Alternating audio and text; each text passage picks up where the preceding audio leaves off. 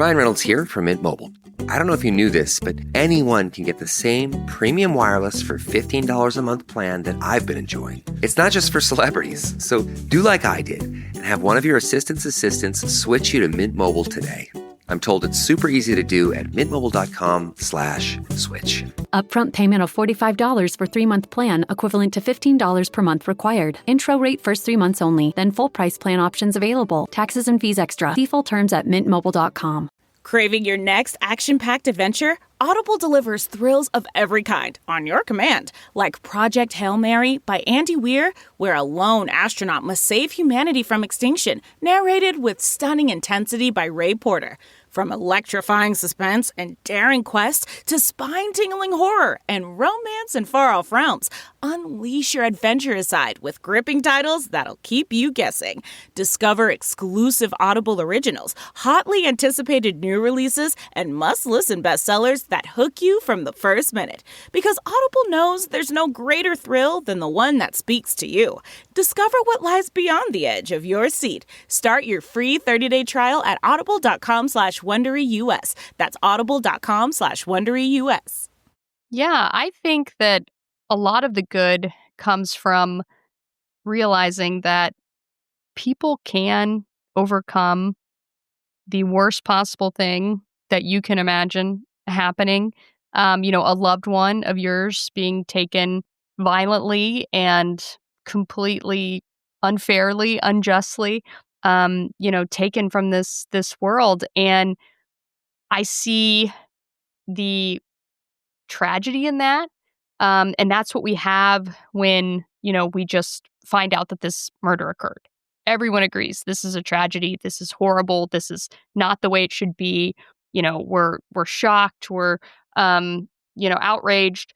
But when true crime journalism does what it's supposed to do, I think we learn something. And we learn that people are so strong and resilient.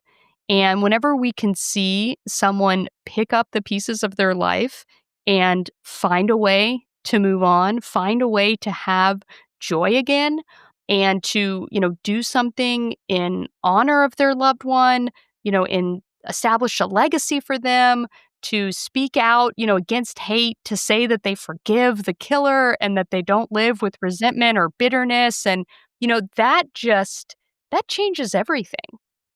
That's Claire St. Amant, an investigative journalist who developed and produced crime stories for CBS News for nearly a decade. This is the Silver Linings Handbook podcast. I'm Jason Blair.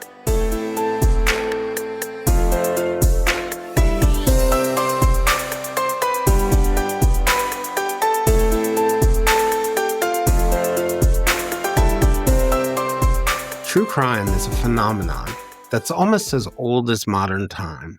Whether you start with the story of Cain killing Abel in the Bible, or you pick another time, we've been reading about, writing about, and talking about crime over much of recorded history.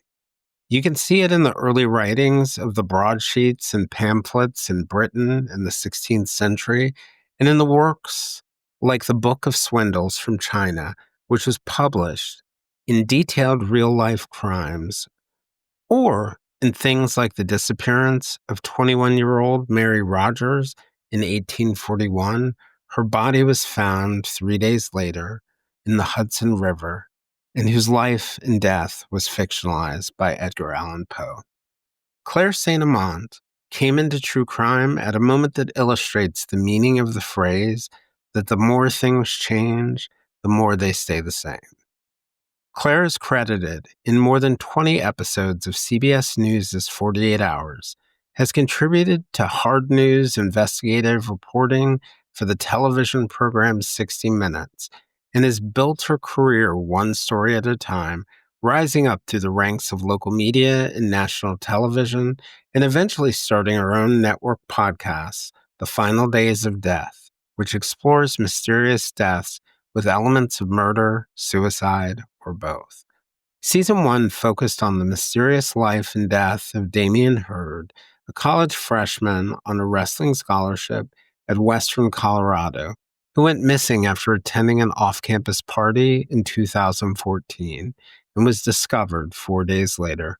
Subsequent seasons have focused on Greg Williams, a successful tech entrepreneur based in Keller, Texas, who was supposedly shot by an intruder as he slept in 2011. And more recently, Claire focused on the December 2024 murder of United Healthcare Chief Executive Officer Brian Thompson and the 26-year-old man, Luigi Mangione, who's been charged with the killing.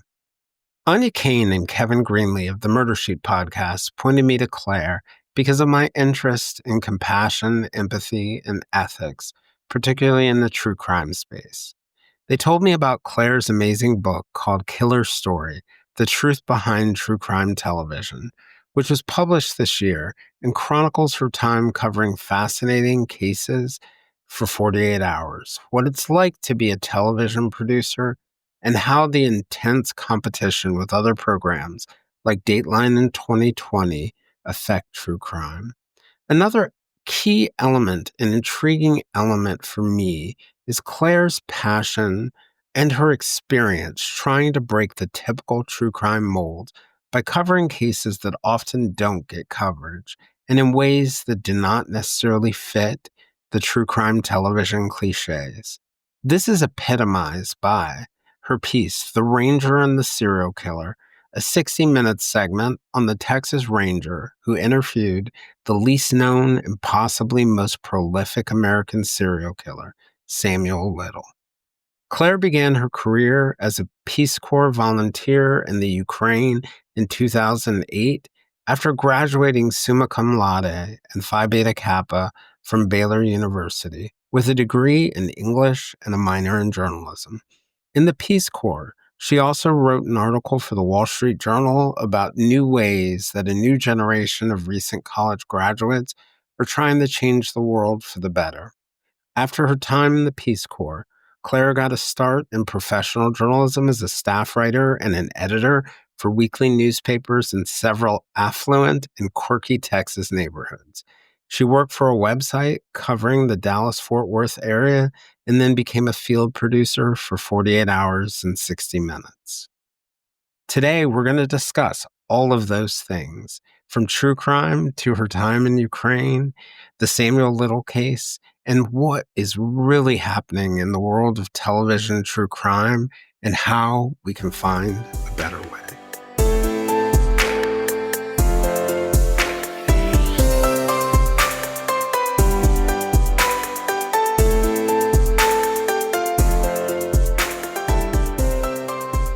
So, Claire, I just wanted to thank you for coming on. I was so excited. I can't believe I hadn't heard of it before. I was so excited to find out about your book, find out the fact that, you're talking about some of these issues around journalism, true crime, and crime reporting in general. And it's really funny. So one day I get a text message from Anya Kane, who's a co-host of a podcast called The Murder Sheet. She's like, you have to meet Claire. Like, even if you don't do an episode, you have to meet her. She cares about so many of these issues that you spend a lot of your time thinking about. And then literally 2 days later, Brett Talley from the Prosecutors podcast is like, do you know Claire Sam? Oh my God, that's And amazing. I feel like the universe is saying that we need to have a conversation. So I just wanted to thank you for your contribution to the discourse and for this conversation today. Thanks so much, Jason. It's great to be here. I love the show, so it's a lot of fun to be on. Yeah, I love the work that you did in the book, and also got excited, and I've started to listen to some of your episodes too. So you've picked up a new listener in the process. One of the things I was just curious about is why you decided, in part because I don't hear a lot of sort of mainstream television journalists talking about how the sausage is made. And I was just curious about why you decided to write the book. Yeah, so I mean, I think a lot of it is when you're working in television, you are going all the time. You do not really have an off switch. And so the idea that you would have the space to write a memoir, a reflective book, to look back at, these cases that you've covered and think about the nuance and why you were there and, what was going on in the world. That's like a retirement gig, Jason. That's not something you do when you're on the job. So I think a lot of people don't really conceive of doing it like mid-career. And so that was something for me where I felt like, if not now, when? Like, this Mm. is the time when these stories are fresh in my head. They're relevant to, our current society and culture. People get the references. We're not talking about like a 30-year gap. And so I wanted to talk about things while they were still relevant, while I still felt like they were part of our, national conversation about crime coverage, about news, about television. And so that timing was important to me. And then, I had just sort of reached that season in my life where I knew that network television, producing for a true crime show was just no longer for me. And so I didn't feel that like idea that, oh no, if I tell all of our secrets, I'll never get to work in true crime television again. I didn't want to do that anymore. So I felt the freedom to say, this is what it's really like. And the three big shows, 48 Hours, Dateline, and 2020, people would pretty much kill to work there. So the idea that you're going to actually talk about it, really, like actually really say, this is what it takes to work there. This is what it takes to get a story on the air. People are pretty surprised by that. Yeah. And so you sort of like slam the barn door on the way out, on your way out, and A maybe little threw bit, threw yeah. a match back in. Yeah, I mean, Yeah. look, I have so many, great friends that still work in the industry, that still work at CBS and now at ABC and NBC because it's a revolving door. People go from 48 Hours to Dateline to 2020 and, vice versa. So, I have great respect for, many of my colleagues there. But for me, I think everything has an expiration date. And for me, I just felt like it no longer was a job that I wanted to do, and I wanted to go do something different and tell stories in a new way, but stay in true crime because that's kind of my area. But I wanted to do it on my own terms, and part of that is owning the story and getting to choose what I cover and how I cover it. If I'm doing it for a book, for a podcast, for a television show, for a scripted series, who knows? The sky's the limit. You know, eh, I was just thinking back to a point that you made earlier about choosing to write a memoir mid-career.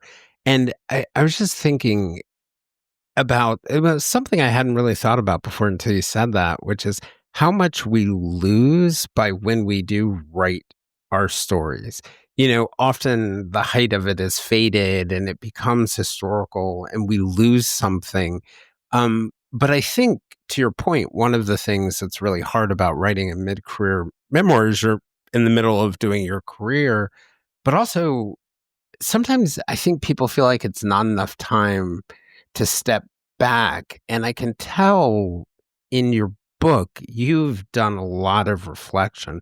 So I'm wondering whether this was something or these were things you were constantly thinking about as you were reporting. And it kind of reminds me that when I worked in journalism, some of the most dedicated and good reporters I ever ran into were, and as an old print guy, you might be surprised I'm saying this, were television producers. I am Um, surprised, yeah, Jason. but one of my constant memories too was them advocating for the networks to do certain stories or to include certain details and all this good reporting ending up on the cutting room floor. That is like probably Yes. my biggest memory of the television producers I was with. And Yeah, it's a battle. It's a battle so often to get, your sound bites, your angle, your 2 minutes or whatever it might be, into the story because everyone's fighting for something and there's just only so much space. right. Which kind of actually brings me to one thing I wanted to talk to you about. And this is probably a piece of your work that I saw without even knowing you were involved in it. And it was the Ranger and the Serial Killer story that you all did on CBS. Was that 48 hours or a 60 minutes piece? I can't remember. That was 60 minutes. It was a 60 minutes piece. That's right. And it was one of the first times that I had ever heard of the serial killer Samuel Little really being talked about on television. I think I had seen a reference to a news story where he was mentioned briefly in like the Atlanta Journal-Constitution and connected with like some potential crime he may have been involved in. And I really started thinking after I saw that piece, and I'd love to hear how it came about. I really started thinking about, we hear so much about so many different serial killers. Like some people who come to mind are like the Golden State Killer, the Zodiac, or even things that are not traditional serial killings, like the University of Idaho murders or the Delphi murders in Indiana. And one of the things I was thinking about after watching that piece was like, why had I never really heard of Samuel Little, who may be one of the most prolific American serial killers? I think the numbers are like north of 90 potential victims, and somewhere in the 60s are confirmed. And, at first I sort of thought to myself of that like old line that goes something along the lines of, um, you know, one victim's a tragedy. We used to say this at times. All of a sudden, like if you died in a boat with 500 people, you were going to be a brief because you were a statistic. Yeah.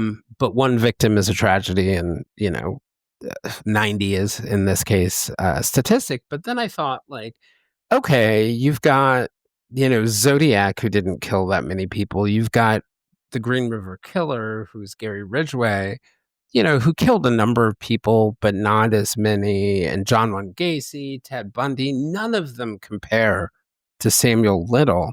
And so I started to think, like, the socioeconomics of the victim and race of the victim and race of the perpetrator play some role in why we didn't see it. And I was just curious what some of your thoughts were, and also how you even ended up doing and advocating for the story. Yeah, absolutely. I mean, Samuel Little was unknown by design. He talked about how he chose his victims to be people that wouldn't be missed. And he would actually like conduct interviews with potential with potential victims and decide if they had like someone who was going to be looking for them tomorrow morning. Were they living with other people? Did they have kids? Did they have stable work? And if they did, he wouldn't kill that person. Like, he was really trying to find someone that no one would realize was missing for a very long time. And so he was successful at that. And he was able to, hunt women all across the United States for, over 30 years. And he would crisscross. He was traveling by car. He was going back roads. He was going highways. He really had no standard MO other than looking for women down on their luck with some type of addiction problem, alcoholic, drugs, oftentimes, working in the sex trade. And so just very risky places where no one really thinks twice if they see a woman half naked slumped over in the corner. And he started dumping bodies like in plain sight. In the beginning of his career, he tried to dig holes, and it was like, this is way too much work here. Yeah. So there's a couple There's like marginal half-buried- return on this, right? So there's like a couple half-buried bodies that were like discovered by hikers and joggers and stuff. And then he just started leaving them out. Just leave them by a dumpster, leave them by the side of the road. He left some like in front of banks and churches. And I mean, he was really getting creative by the end of it. But yeah, nobody was putting the pieces together also because he didn't have one particular. I'm like so glad that they rejected my story actually, because it worked out way better. I never would have ended up at 60 if it hadn't been for me bringing this exclusive to them. So I ended up pitching it as a profile of the Texas Ranger.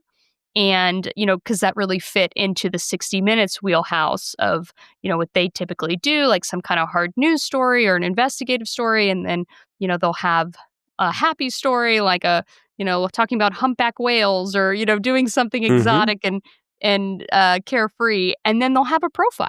They'll have it of a celebrity or a musician or an athlete. And, so I propose this as a profile of this Texas Ranger and, his unique talent, was talking to serial killers, and here was a prime example. So, it ended up morphing into this really interesting profile, and we had to fight really hard to keep those descriptions of the victims and the videos, of the killer describing those victims as part of the story, because that almost got cut, which of course would have um, been really bad for, the Texas Rangers and the FBI and the DOJ who had, gone with 60 Minutes, through me as the promise that I was going to help them identify these victims. And then we go into some of the cuts of the show and that's not even in there. Oh. So I'm having a, like Kind of like getting the story on, but sort of like burning your sources. Yeah, I mean, it was just, but this was not the story that we promised them. Like, this was not the arrangement, Yeah. And, really don't want to piss off the FBI. I'm sure I've done that enough, I don't need to do it on national television. So it was definitely like my blood pressure was just through the roof as I'm trying to manage all these different, aspects of the story, just like kind of careful what you wish for situation, right? But we were able to, get the story out in a way where everyone was happy, with the story in terms of like they felt, like 60 Minutes still felt like they told the best story journalistically and got to the parts that were, important editorially and, everything like that. And then the FBI was also like, well, we did what we set out to do. And there's a reason why we talk to the media. Of course, they don't have to. And they felt like they ended up getting so many tips and, retired detectives, family members. And from what I remember, there were 2 victims who were definitively matched up after our story ran. And there could be more at this point. I've heard there's at least a third coming your way. Great. I love it. Yeah, I know somebody who's looked into one of the cold cases that ended up sort of tangentially being linked to him and or linked to Little, and has been told that it's not official, but it's official. And I know the news coverage actually helped it's a retired detective in a county where this crime was. The news coverage is what helped the detective go, wait a second, hold on, this sounds just like this. Yeah. And the craziest part of that story is it's a body that was found 8 miles from my childhood home in Georgia. So, oh my gosh. Yeah, it's strange. It's strange. Is. Yeah. You kind of actually brought up something that I wanted to ask you about, because I was going to ask you this question, but I think you've probably already answered it to some extent. There are lots of conversations around the ethics of true crime and whether true crime and even crime coverage in general. And I think to some extent this has been going on as long as I've been watching TV or reading newspapers. Phrases like "if it bleeds, it leads." Yeah. And I was curious what you thought about, there are all these complicating factors. Families can be harmed by stories. We can open old wounds. We can't control what happens with the narrative once it's released, even if we have the best intentions. And there's, this reputation of true crime, of people sort of like being fans of this gore or whatever it is, which I don't think is necessarily a fair one. But I was going to ask whether you think there is a good that comes out of telling these kinds of stories, and if so, what you think that good is. Yeah, I think that a lot of the good comes from realizing that people can overcome the worst possible thing that you can imagine happening. A loved one of yours being taken violently and completely unfairly, unjustly, taken from this world. And I see the tragedy in that. And that's what we have when, we just find out that this murder occurred. Everyone agrees this is a tragedy. This is horrible. This is not the way it should be. We're shocked. We're outraged. But when true crime journalism does what it's supposed to do, I think we learn something, and we learn that people are so strong and resilient. And whenever we can see someone pick up the pieces of their life and find a way to move on, find a way to have joy again, and to, do something in honor of their loved one, in establish a legacy for them, to speak out, against hate, to say that they forgive the killer and that they don't live with resentment or bitterness. And, that changes everything. It's a powerful lesson. I was doing an interview earlier this year with I don't know if you know the story of Ashley Loring Heavy Runner, but her sister Kimberly came on the show. She disappeared in the Blackfeet Nation reservation or near it in 2017. It's one of those few cases of natives that's gained some measure of attention. And, I go into the interview and you get this, right? You have a plan, you got an idea in your head, thinking, let's talk about the case. Let's talk about the epidemic of missing and murdered Indigenous women. Let's talk about getting more attention for these cases. And it ended up being something totally different.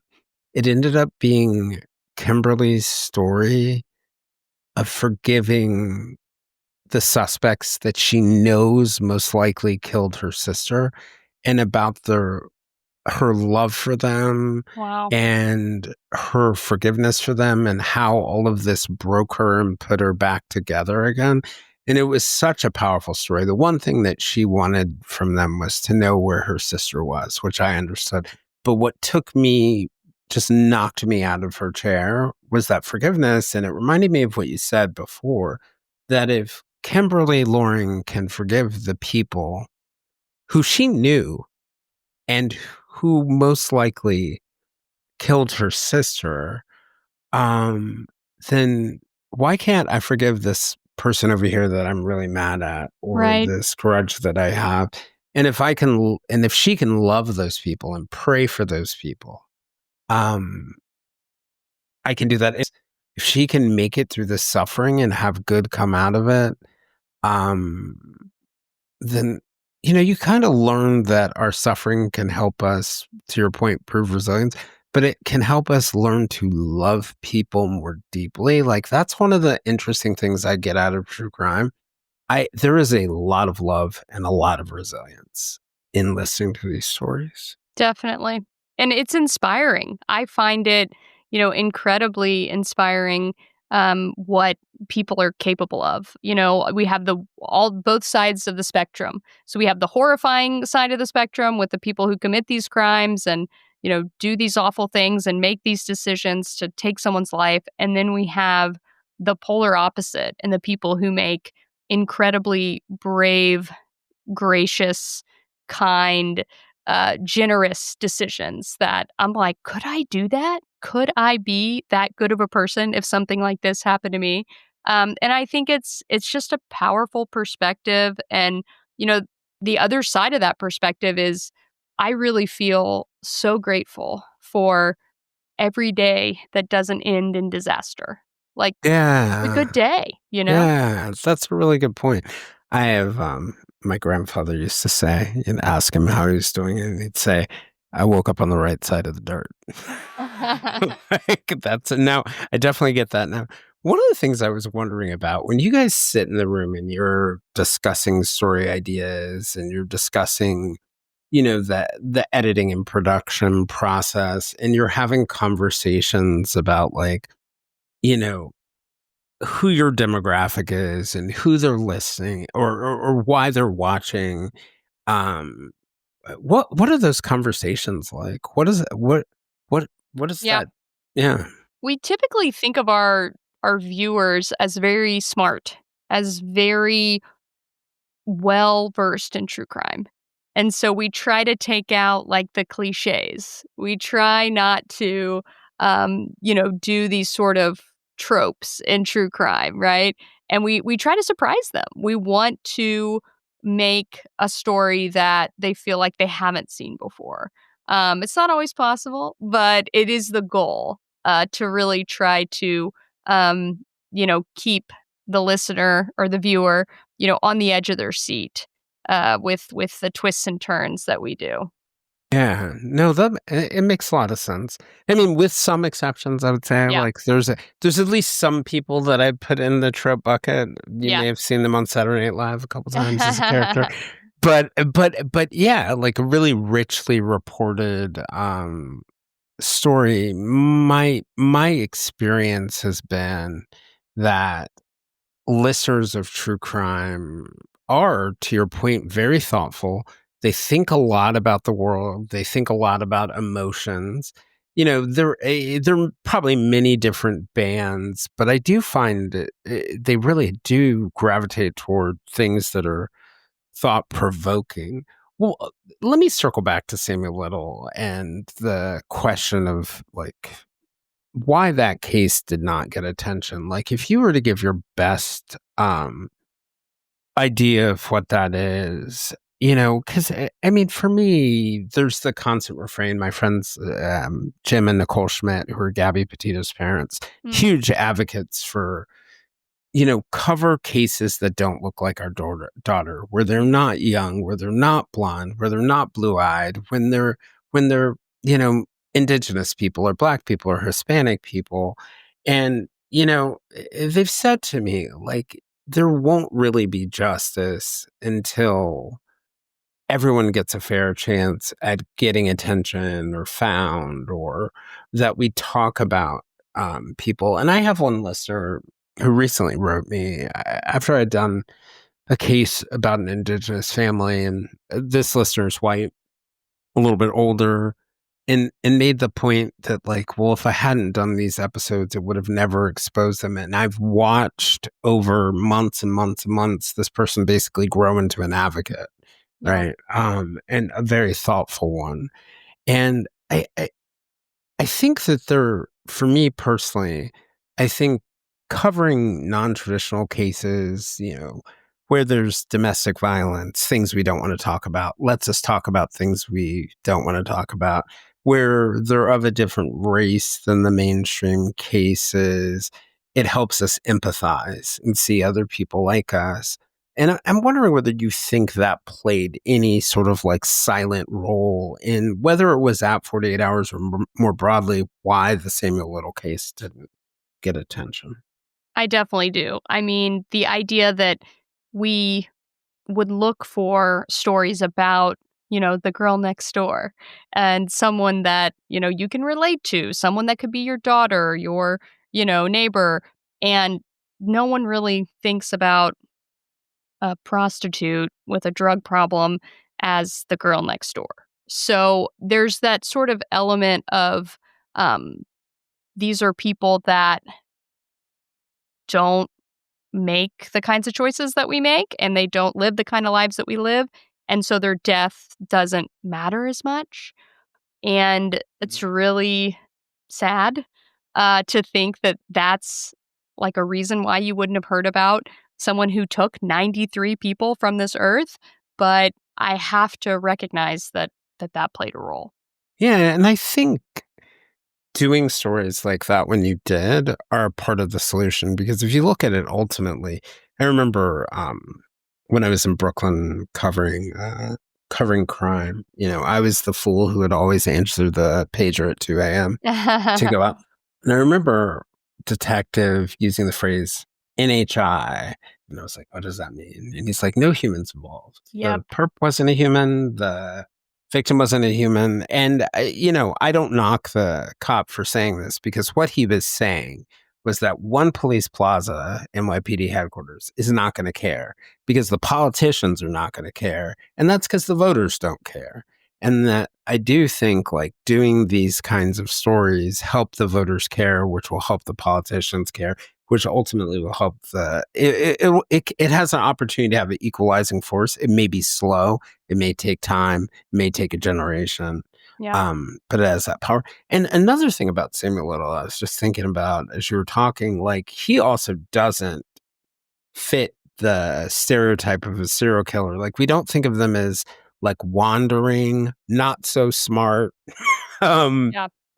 not so smart, wandering Black men traveling across the country. Doesn't fit our like Ted Bundy, John Wayne Gacy, or any of our other serial killer roles. And I wonder whether that also makes it harder to tell the narrative. There wasn't this town or community that they stalked, or that's like BTK, or he was Black. It was challenging just on a number of levels. And you're so right that, as this at the time, he started out as a young Black man and then was an older Black man. People were not thinking he was a criminal mastermind. They were not thinking that he was this brazen, bold killer who, would often, on multiple occasions, have a dead body in his car and talk his way out of a ticket, talk his way out of, having to step out of the car and let the officer, search the car. And he would spin a yarn. He would tell a tale. Oh yeah, she's sleeping it off back there, and we had a great night, and the whole thing. And so should be dead in the back. He was dead. This happened multiple times. He brags about this, in these interviews, and how he got away with it, and what he would do, and what he would say, and he'd have her just laying out in the back seat, not even covered up, and that was kind of like the nothing to see here, nothing to hide. He's going to put a blanket over it, going to try to, stuff it under the seat or something, probably going to notice, a high heel shoe sticking out. But the idea that he would just be like, oh yeah, there she is. Hiding in plain sight very intentionally. Yeah. It's interesting. My friend Julia Cowley, who's a retired FBI profiler, she likes to say, we've never really met a serial killer in their work who's exceptional. And, what she means by that is that most serial killers are like your neighbor. Like, that's the way they're going to come off to you. They're not like... They're not going to raise any red flags. Yeah, you're not going to see them in the hallway and be like, what's that guy thinking of? And that's how they get away with it, right? Because they look normal. Yeah. Wow. And, well, I was going to ask you, one of the things, too, that I was wondering about just in general and thinking about the arc of what got you here to this point, and I want to ask you about your podcast, but just sort of like thinking about the arc of your career. I know you went to Baylor, you studied English, minored in journalism, so I'm guessing journalism was somewhere in your mind. You went off to Peace Corps, and you were in the Ukraine before the Ukraine was fashionably at war with Russia, or so publicly at war with Russia. Correct. Yeah, it was always a very stealth war going on. They cut off the heat, while I was there, which was just normal, right? No, I feel like no it's a war that's been going on for hundreds of years. It's just whether it's declared or not. Right. Right. But you were there at a really, really interesting time, sort of like post communism falling, and before sort of, I think, before we were entirely convinced of the Putin dictatorship forever. Right. And, probably a lot of hope there. And the U.S. was making, and I think a lot of people don't know, that the U.S. was making a huge investment. Tell me if I'm wrong, but as I recall, like, one of our largest sort of like humanitarian Peace Corps presences was in the Ukraine during that time. I'm impressed that you knew that. Yeah, so there were over 300 volunteers when I was there, 2008, 2009, and that was the largest at the time Peace Corps program. So yeah, it was the single biggest country investment. Yeah. So tell me about that experience and how you decided after that to like come back to the US, which I think you came back to Texas and Home sweet home. head on the journey of journalists, because I think there's some like truth to the idea that there's a certain kind of people who are like critical thinkers in a certain kind of way who either become lawyers, human rights advocates, they join Peace Corps or they become journalists.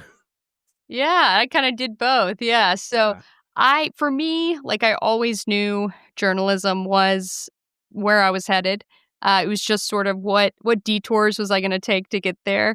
And I just remember, someone had came to my high school and spoken about the Peace Corps when I was just, a teenager. And it really made an impression on me as just an incredible thing to do, with your post-collegiate years, and the idea that very few people actually choose to do this, and, the unique kind of experience that it could be. And, I had grown up in Katy, Texas, just the suburbs. I'd gone to Baylor. I had lived a very predictable life at that point. And I really wanted to go do something that didn't look anything like my life, up to that point.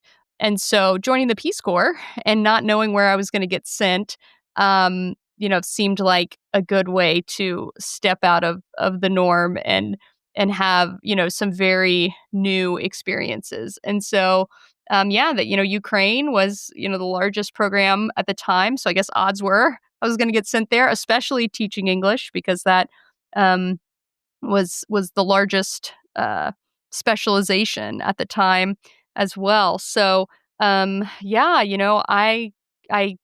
didn't know any Ukrainian or Russian before I went there. I had taught myself the Cyrillic alphabet. I made flashcards.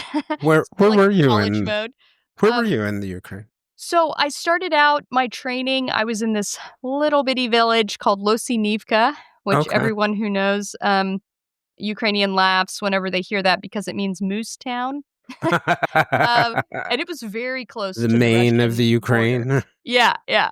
Very close to Russia, in the Northeast. And then whenever I got my assignment, I ended up in Tismanitsia, which was in the Ivano-Frankivsk Oblast, which is all the way in the west. It's in the West. So Yeah. I did a Toward whole Lviv. crisscross, and I was really grateful to be in the West. It was a much different kind of atmosphere. It was friendlier. It was more European. European. I had the Carpathian Mountains not that far away.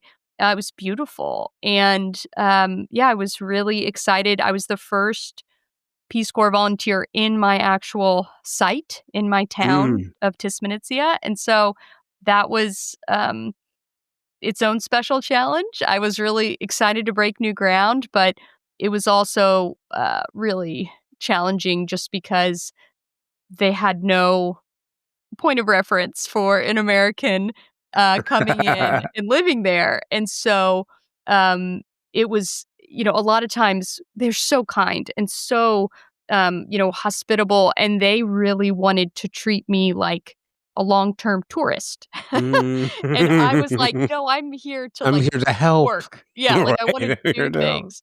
And it was like photo op, So like, let us show you some things. and they wanted to give me presents and like give me all their nicest things. And I was like, this is like the opposite of what I'm trying to do. I'm not trying to take from you. I want to give to you. Like I want to like have this cultural exchange, and I want to learn, and I want to share American culture, and I want to like find out, ways to help like your school and your town. And like, it was really interesting how much they saw it as like just a point of pride and honor that they had an American living in their town who chose to live in their town. That was really funny. They really didn't believe me that I was a volunteer. They were like, why would anyone volunteer to come help Well, in us? communism, You sure you're not a spy? exactly. Oh, totally. So in communism, no one's a real volunteer, right? Yeah, no one's a totally real told. diplomat. Right. Yeah. So they thought that I had been told, and I was wink wink volunteering. And I'm not sure I ever convinced them that, like, I straight up chose this. I signed up. There was like, I could leave at any time. Like, no one was, they really They were like, yeah, sure, yeah, sure. just not in their wheelhouse there. And then yes, I had to learn how to say "Ja ne spion." I am not a spy, which really convinces people you're not a spy if you say Right. you're not a spy, Yes, right, Jason? yes. Guaranteed way. It's like Samuel Little. Um, Not suspicious at all. No. so you were in the East. Which oblast were you in? Gosh, when I was in Losinivka, I couldn't even Trying to tell you. remember. So it's Losinivka doesn't come up on any maps that I've ever been able to find. So it's either like Donetsk or Luchang. It's Yeah. one of those two. And I was just bringing it up because I think one of the things, we think of as an American, we think of Ukraine as like very small, but it's like vast and vastly different from like the Sea of Azov to, where you were out in the west to the northern parts of it. Like, to the east, you get to spots where like 40-50% of the people are Russian. Yeah. And, you get to the west and like you're lucky if it's like 3% of the people are Russian. It's just or Russian ethnicity. It's just a fascinating, beautiful, interesting country and interesting people. And I was going to ask before, as a bit of a detour, sort of like your trip to the Peace Corps. What did it feel like for you when the war broke out? Oh God, it was heartbreaking. And I just felt so helpless for my friends that were stuck there, that were fighting, that wanted to be there, that wanted to defend, the friends that felt just terrified and by the bombs, and they were trying to find a way out. And no, it was unreal. I mean, they are so hard-nosed in Ukraine, and they had stared Russia in the face for so long, and never did I think that, like, it would actually come to this. And Mhm. like, the Ukrainians were so, keep calm and carry on. When I was there, and things would happen, like the gas getting cut off on New Year's Day, which I found out was a tradition. And it's like -30, right? And Mm. it's just like, well, time to bring out the wood burning stoves. Like, Here are no the one Russians even reminding us yeah. that we're dependent. Yeah, no one even bats an eye. And so just for like Russia to do this unprovoked attack and just completely just start dropping bombs on Kyiv. I mean, I was just blown away, and just immediately like, gosh, how can I help? Is there anything Mm. I can do, And yeah, it's been so hard to watch. Yeah. Yeah, I feel very much the same way. It's I mean, I get in journalism we end up covering all sorts of tragedies, but usually, we're covering them after the tragedy has already begun. And just curious about what it would be like to see something like that. I've been there as a Yeah. And like seeing like guest. pictures of the school where I taught, like they were, sewing nets for Mm. camouflage for the Ukrainian army, like, because their survival depends on it, and they can't, like, they never close the schools, like, they continue to have, class if it's underground, if it's, whatever it has to be, but they also, like, had to repurpose the schools to support the war effort, because this is, as serious as it gets. They're facing, annihilation. Like, Yeah. no one is exempt from helping defend and protect the country. And so they had to just pool all their resources together and use everything that they can to try to stay alive. Yeah, because we're essentially talking about, I'm going to get the number wrong, but it was somewhere around, I don't know, what is it? Something around like a country of 14 million people going against a country of like 140, 150 million. You easily could be wiped out about them. And I've always found the Ukrainian resistance to be somewhat amazing, but Oh taking it yeah. back to a point that you made about true crime, that's even more the Ukrainian resilience. Win or loss, that resilience, that hardened resilience is inspiring to me, if that makes Absolutely. sense. And like there's no winning this war for Russia, because I will tell you that Ukrainians will never stop fighting. Yeah. It will be a guerrilla warfare. It will be a, sneak attack. There will be no subduing the Ukrainian people and taking over their land. Like, Yeah. you're going to be living with the threat of war constantly. Forever. Yeah, like it'll just never stop. So Yeah.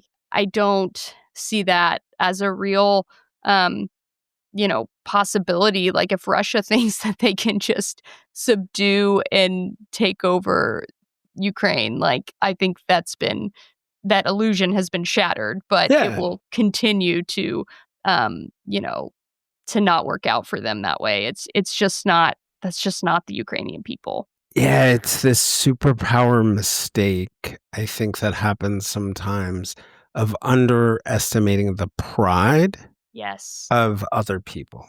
That Yes. there's, and you see it too. I'm sure people in the Peace Corps see it, you know, and you've seen it throughout our history, even as America, us thinking we're coming over with these great bag of ideas and we're going to make you better. And, like, Yeah. can't sort of like walk on that very serious pride that exists there. I was gonna take you back to sort of crime journalism in general. One of the things that you know I think changed very much for me. I'm sure you're familiar with the Delphi murders case. Yes. That's 13-year-old Abby Williams and 14-year-old Liberty Germain. It's sort of like it was my I won't say my gateway drug into true crime, because really my gateway drug into true crime was being a crime journalist for so long. But Yeah. really getting into the modern era of true crime during the pandemic, I started listening to podcasts, mainly at first to figure out what was going on with COVID. Yeah. And I one day, and this is the way Kevin and Anya and I met. I just Google searched as I was out on one of my mini long COVID walks. Um, I Google searched whatever happened to those girls from 2017, and I started paying attention to the case, and I followed the coverage quite normally until the 2022 arrest of a suspect in that case. And what I saw unfold after the arrest of the suspect really took me aback. And this primarily existed in what I would call the new media. But I also saw something in the mainstream media that sort of bothered me too. On one hand, I saw a mainstream media that sort of parachuted in, didn't have a great command of the facts, probably did no real damage in their coverage. But I was like, huh, okay, that's interesting. And then I saw a new media that, in my mind, was really twisting everything for clicks, was brutal and making everything personal, that was rolling over the victims' families.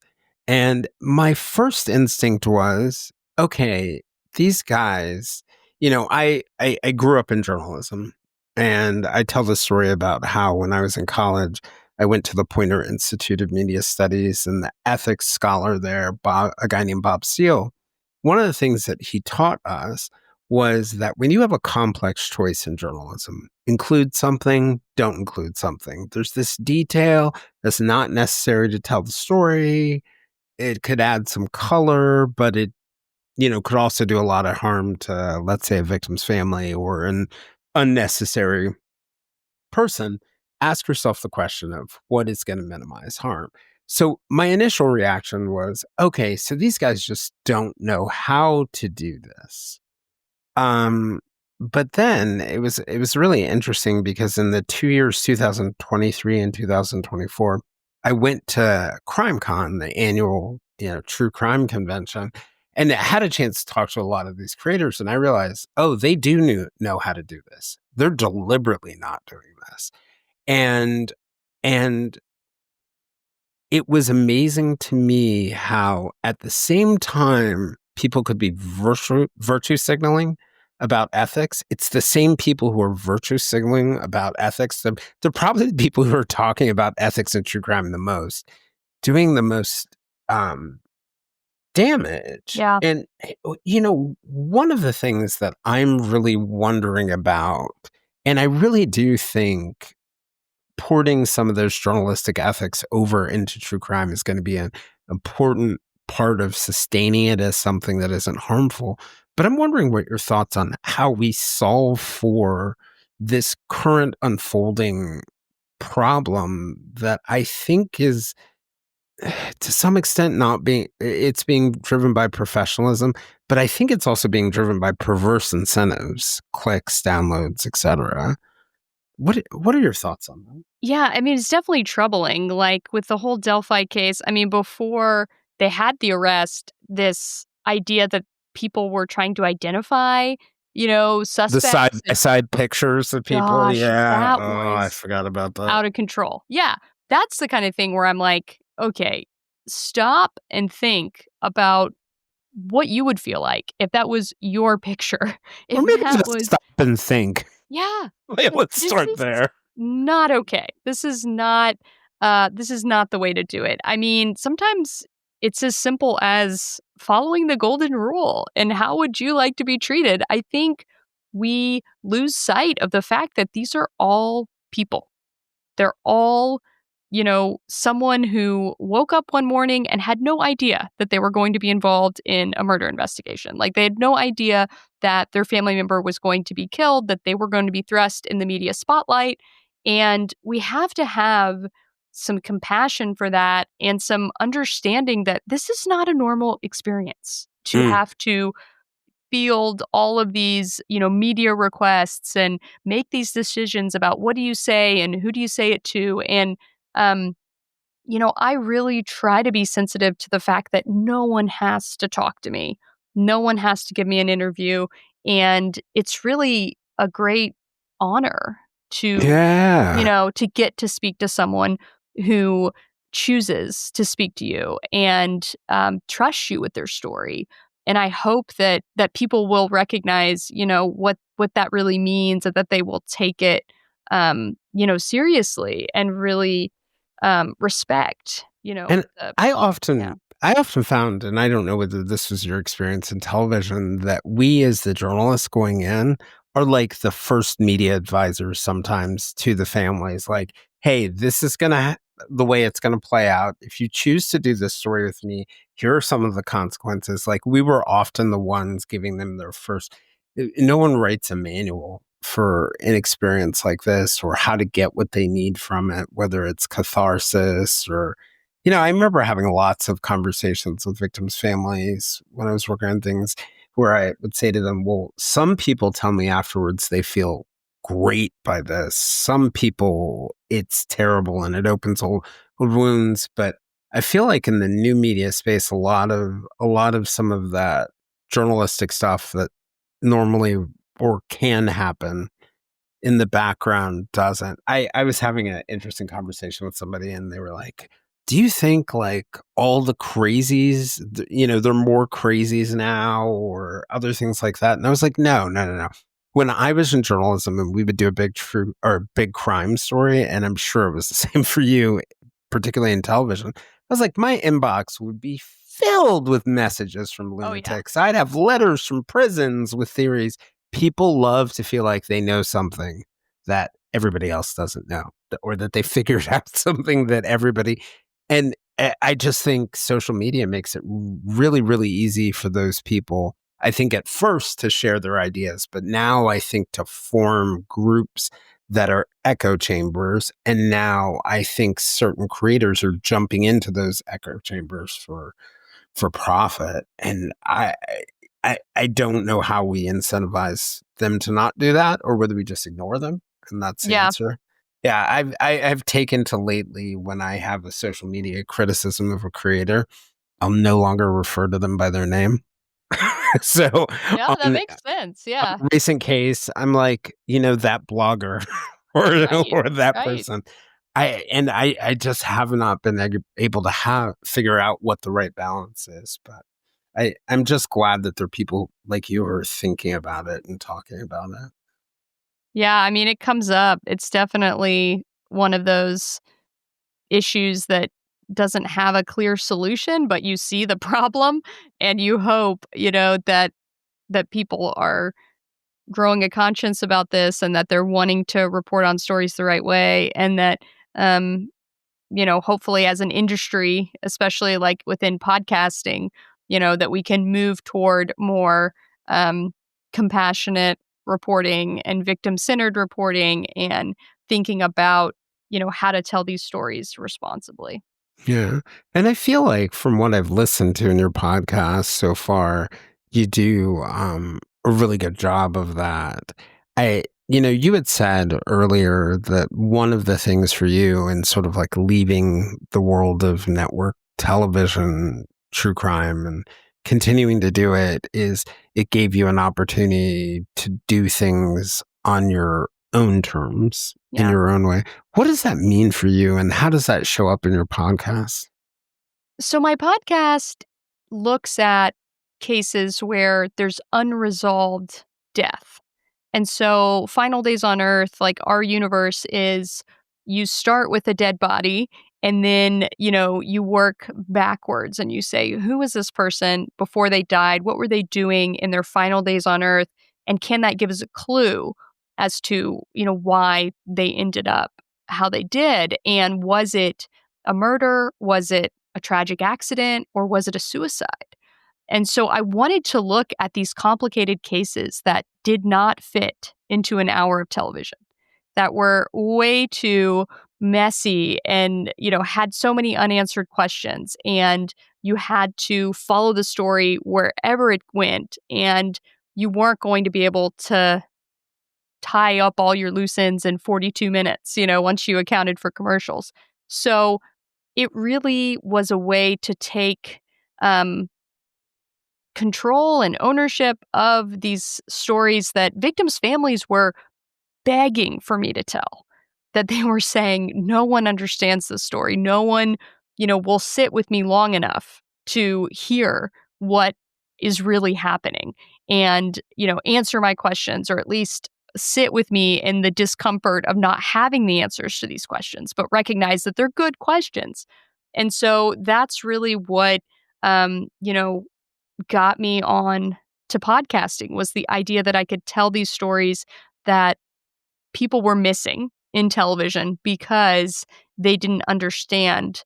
It wasn't black and white, it was gray. And that was a really important place to, look for stories because families need answers. And if their case doesn't get the answers from a traditional arrest, trial, verdict, if they're stuck in this legal limbo, how do they understand their case? How do they get resources? How do they move forward? How do they find out what their other options are? And so that's really what my goal is with Final Days on Earth is to follow the story wherever it takes me and to put these families in a position where they feel like they have more answers than when we started. Mhm. One of the things that I thought was interesting working as a television producer, and your output is going to be relatively short in terms of the amount of time. It's going to fit within 15, 20, 25 minutes, and you're going to tell a lot in that space. But, one of the things like at the New York Times, everybody wants to write a book. And Yeah. it's all because we're stuck writing 700 to 1,500 word stories. And I thought it was interesting that you went from TV producing to a podcast where you're doing entire seasons on cases. And I wonder whether there was something about that that was attractive to you because you would tell more of the story with more nuance and depth. Yes, 100%. And the idea that I could have as many episodes as I needed to tell the story fully and completely. And then guess what? I just got a tip in my inbox. I'm doing a bonus episode. Like there was no Right. limit. And that was so freeing to be able to talk about these cases in as much detail as I wanted to. And we talked earlier about how so much of the story ends up on the cutting room floor, and that was really painful for me on so many of these cases that I didn't get to talk about things that I felt like were really important or impactful or interesting. And so with the podcast, there was just no reason not to talk about these things. And so, yeah, for that reason, it continues to appeal to me. I've now done a spinoff, after my book. And with my book coming out this year, I knew I wasn't going to have time to do a deep dive investigative season on one case again. So to keep the feed fresh and to keep the podcast momentum going, I'm doing a weekly show that's a true crime chat show with a co-host who's my true crime bestie who lives in New York. And, we talk about cases that are in the headlines. We talk Oh, about cases neat. that we've always wondered about that don't have the resolution. And so we talk about one case per week. And we kicked it off with Luigi Mangione and the United Healthcare CEO assassination in Midtown in December, which was funny because we weren't planning to launch the podcast until January, but breaking news doesn't care about your plans. Right. It really doesn't. So yeah, we ended up launching it in December with United Healthcare Hit. And then, I think we did 4 or 5 episodes on that just because, it was a crazy case and new information was coming out. There was a manhunt. They found a backpack. You remember the information, the way it was dripping Oh, out. yeah, the way it Oh my dripped out. gosh. Yeah. Yeah, we were so, just hanging on it. So the Monopoly money in the backpack, it's like, forget about all these details now. But yeah, so we talked about that, for several episodes. And then kind of in January, we recalibrated and have been doing one case per week since Oh, then. neat. Yeah. Yeah. I love the way that you described the podcast and the seasons that you're doing and like getting the tip and being able to bonus a episode. It reminds me of like the idea of documentaries without time limits. Yeah. And it's sort of like, the difference. It's just hard. So, being a journalist at a major publication, it's like fine dining, right? You're going to have like small plates of really, really, really refined food. But even after the 7 courses, you may not be entirely full. And I sort of see like podcasting as like all that fine dining food when it's at its best, but you're at Shoney's and it's all you can eat, right? It's good food, but it's as much as you can eat. And I think, there's so much good, really, I think that's come out of within the true crime space, but really more broadly within the investigative space, that's come out of podcasting. I think of things like Bone Valley, Gilbert King's Bone Valley on Schofield, and then this season on Jeremy Scott. And I think to myself, like, would that story ever been told as... Oh, I know. And I mean, the Tampa Tribune did a great series on it in 2014, but could never tell it the way that Gilbert did, both because of who Gilbert is and his partners are, but also the medium. And then, you think of, what was it? There's another one that was coming to mind that sort of slipped out of my mind temporarily, but I do think that podcasting itself as a tool can be really powerful for justice. Yes. Your own backyard. That's the Your own backyard. Your own backyard. That's a good one. Yeah. I wanted to go ahead and give you a chance for any closing thoughts. I find your story too. It's so funny. We've talked about inspiration. I find it really inspiring that you're in this space. In the same way that I find it inspiring that somebody like Gilbert King is in this space, or Chris Lambert, or these thoughtful voices who really care about the stories, care about the victims, and in a way, I think care about your audience. Like, you know, I think there's a certain sort of like callousness to, chasing fresh bait and going for conspiracy theories. Like ultimately, you don't really care about your audience. And it sounds like for you, you really do care about the impact on your audience as well as the people who are being touched by it. I want to just see if you have any closing thoughts about your work, this kind of work, our future, sort of like in this space, in this industry, and if there's any message you would want to send to people about sort of like your hopes and dreams for the future. Yeah. I think it's really important that we think about um, how we report true crime because, murder isn't going anywhere. Like, we're going to be dealing with, these kinds of stories for a long time. And I think that it's really important to get it right and it's worth thinking about, even though it's uncomfortable. And it does challenge us, in a lot of ways. And I think that that's how we know that we're doing something worth doing, that it's hard, that we don't have all the answers. And, I like to think of the, the victims who don't have answers and they are brave enough to keep going. And so I think that we have to be, brave too. I love that. Yeah, I love that. I think that probably applies to everyone as I think about it. Like the victims, their families have to be brave.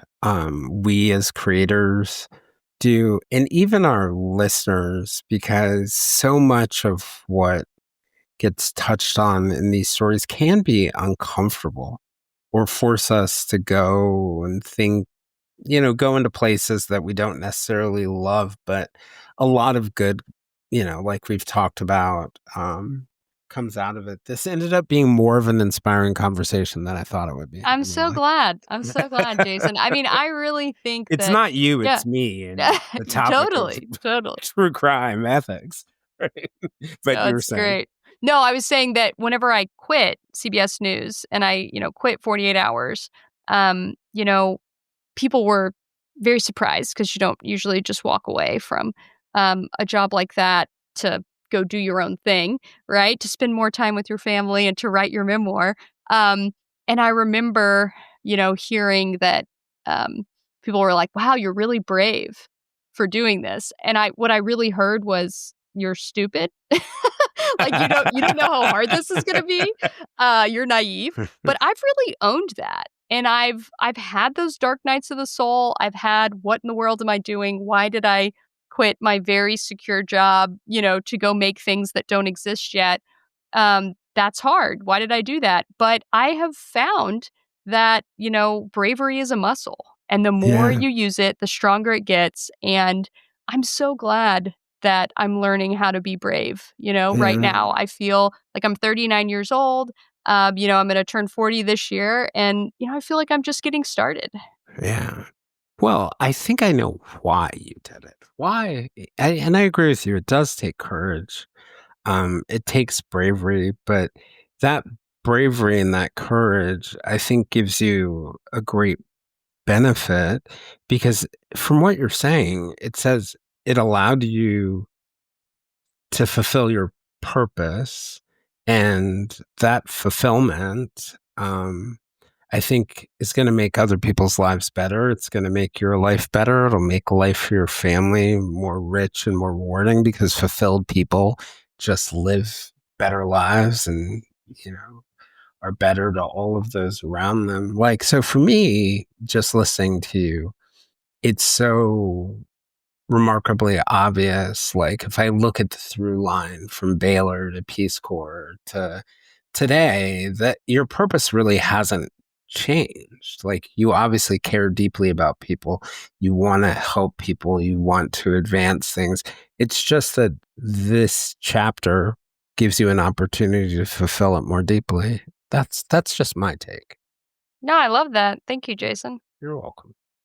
If you'd like to join me and other listeners for more discussions, We can be found on most social media platforms, including a listener-run Facebook group called the Silver Linings Fireside Chat. For deeper conversations with me and other listeners, you can join us on our Patreon at www.patreon.com/The Silver Linings Handbook. I'm Jason Blair, and this is the Silver Linings Handbook podcast. We'll see you all again in a few days.